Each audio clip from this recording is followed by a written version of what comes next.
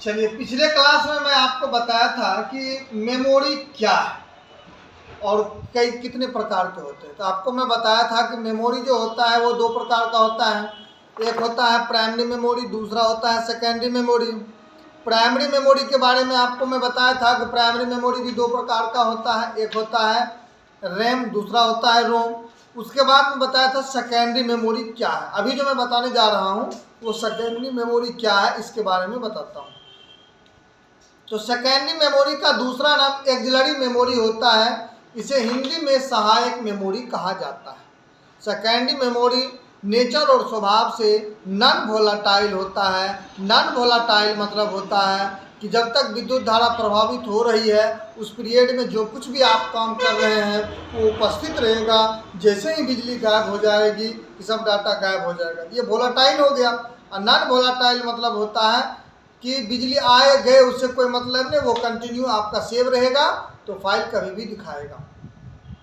अब हम देखते हैं कि सेकेंडरी मेमोरी का दूसरा नाम क्या है। सेकेंडरी मेमोरी का दूसरा नाम एक्सिलरी मेमोरी है।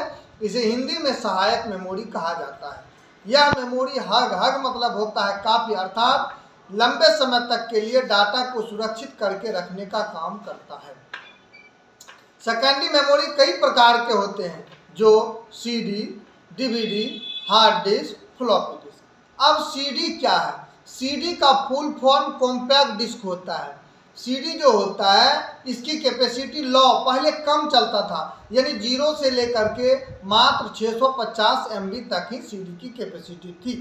अब मेमोरी में मैं आपको चर्चा किया था ये जीबी क्या है, केबी क्या है, तो फिर से दोबारा रिमाइंडिंग कर देते हैं कि मेमोरी के मापने वाले यंत्र को बाइट कहते हैं। जैसे हम लोग आलू प्याज कुछ भी लेते हैं तो माप के लेते हैं, यानी मनुष्य ने जितने भी वस्तु बनाया है सब नाप के बनाया है।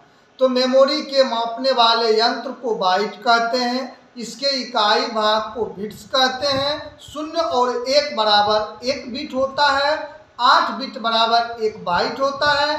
1024 बाइट बराबर 1 किलो बाइट। 1024 किलो बाइट बराबर 1 मेगाबाइट। 1024 मेगाबाइट बराबर 1 गीगाबाइट। 1024 गीगाबाइट बराबर 1 टेराबाइट। 1024 टेराबाइट बराबर हेक्साबाइट। इस तरह से मोर अर्थात बहुत सारे होते हैं। तो मैं बता रहा था कि सीडी का फुल फॉर्म क्या होता है? कॉम्पैक्ट डिस्क होता है। सीडी जो होता है यह डाटा को स्टोर करके रखता है, लेकिन इसकी पास क्षमता कितनी है? 0 से लेकर के 650 MB तक ही रहता था। अब देखिए उसके बाद क्या चलने लगा? डीवीडी। डीवीडी की कैपेसिटी जो होती है उससे कई गुना ज़्यादा होता है। फिर भी कितना? तो डीवीडी की क्षमताएं 4GB रहता था। 4GB मतलब हो गया गीगाबाइट, यानी आपको मैं चर्चा किया था अभी बाइट के बारे में। तो ये 4GB। पहले फिल्म जो चलता था एक फिल्म में 3-3 CD लगाना पड़ता था। अब जो फिल्म चलता है उस फिल्म में एक डीवीडी में 4-4 फिल्म एब्जॉर्ब रहता है। उसके बाद हार्ड डिस्क का समय चला आया। हार्ड डिस्क की कैपेसिटी पहले यानी कम था। पहले 350 MB का था, फिर 1GB हो गया। 1GB के बाद देखिए धीरे धीरे बढ़ते बढ़ते अभी जो है 100 TB के आसपास आ गया है, यानी कैपेसिटी दिन प्रतिदिन बढ़ते जा रहा है। साइज स्मॉलेस्ट यानी साइज उसका छोटे होते जा रहा है। अब मैं आपको बताता हूँ फ्लॉपी डिस्क के बारे में। फ्लॉपी डिस्क भी जो होता है यह डाटा को फ्लो यानी मॉनिटर का काम करता है। जैसे मैंने स्कूल समय देखे होंगे कि मॉनिटर रहता था। मॉनिटर का क्या काम था? कि डस्टर लाना, टेबल को सजा के रखना, टीचर जो आए हैं उसके होमवर्क को कंप्लीट करा देना, सारे स्टूडेंट से सारे बच्चे को माहौल को एडजस्ट करके रखना।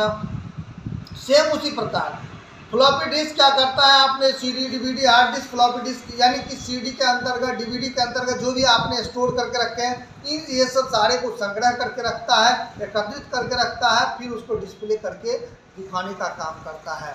तो फ्लॉपी डिस्क दो प्रकार का होता है, एक मिनी फ्लॉपी, दूसरा होता है माइक्रो फ्लॉपी। मिनी फ्लॉपी जो होता है ये साइज इसका बहुत छोटा होता है, यानी 3.25 इंच का साइज होता है और इसका 5.25 इंच का साइज होता है।